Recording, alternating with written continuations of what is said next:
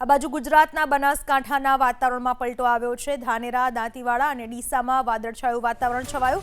સતત ત્રીજા દિવસે વાદળછાયું વાતાવરણ છવાયું છે।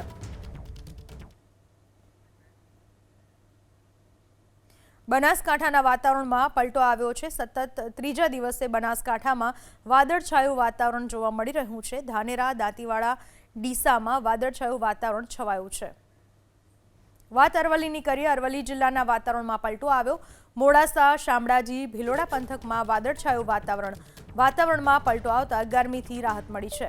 અરવલ્લીના વાતાવરણમાં પલટો આવ્યો છે।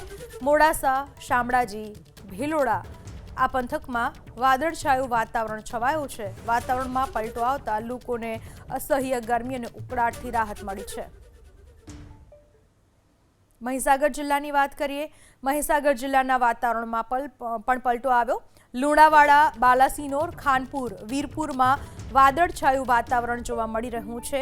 વાદળછાયા વાતાવરણ સાથે ઠંડા પવનો ફૂંકાયા। વાતાવરણમાં પલટો આવતા લોકોને ગરમીથી રાહત મળી છે। મહીસાગરના લુણાવાડામાં વાતાવરણમાં પલટો સાથે જ બાલાસિનોર, ખાનપુર, વીરપુરમાં વાદળો છવાયા। ઠંડા પવનો ફૂંકાયા। લોકોને ગરમીથી રાહત મળી। કેરળમાં ચોમાસાના આગમનને લઈને હવામાન વિભાગનું પૂર્વાનુમાન ખોટું સાબિત થયું।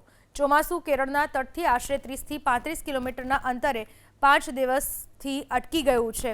હજુ ચોમાસું આવનારા 2 કે 3 દિવસ આગળ વધે તેવી કોઈ શક્યતા નથી। હવામાન વિભાગે 15મી મેના કેરળમાં સામાન્ય તારીખ 1 જૂન કરતાં 5 દિવસ પહેલા એટલે કે 26મી મેના ચોમાસું દસ્તક દેશે એવું અનુમાન લગાવ્યું હતું અને આ પૂર્વાનુમાનમાં 4-5 દિવસ આગળ પાછળ થવાની પણ સંભાવના વ્યક્ત કરાઈ હતી। જો કે 28મી મેની સ્થિતિએ ભારતીય હવામાન વિભાગ ચોમાસાનું કેરળમાં આગમન થશે ક્યારે તે કહી શકે તેવી સ્થિતિમાં નથી। ખાનગી હવામાન એજન્સી સ્કાયમેટના દાવા મુજબ ચોમાસું ઓછામાં ઓછું 3 થી 4 જૂન વચ્ચે આવી શકે છે અને તે પણ માત્ર કાગળ પરના માપદંડો પૂરા કરવાવાળું એટલે કે ધમાકેદાર વરસાદ સાથે ચોમાસાના આગમનની કોઈ સંભાવના દેખાઈ રહી નથી અને આગળ પણ દેશના અન્ય ભાગોમાં તેની ગતિ ખૂબ જ ધીમી અને પ્રગતિ પણ નબળી જ રહેશે। ચોમાસાએ 16મી મેના આંદામાન નિકોબારમાં દસ્તક દેવાની સાથે પાડોશી દેશ શ્રીલંકાના દક્ષિણ ભાગમાં પણ દસ્તક આપી દીધી હતી અને ત્યારે ચોમાસાની ઉત્તરીય સીમા કેરળના તટથી માત્ર 200 કિલોમીટર દૂર હતી અને 12 દિવસ પછી પણ પરિસ્થિતિ સાનુકૂળ ન હોવાને કારણે ચોમાસાની રેખા ભારતીય ભૂભાગથી 35 કિલોમીટરના અંતરે જ અટવાયેલી છે।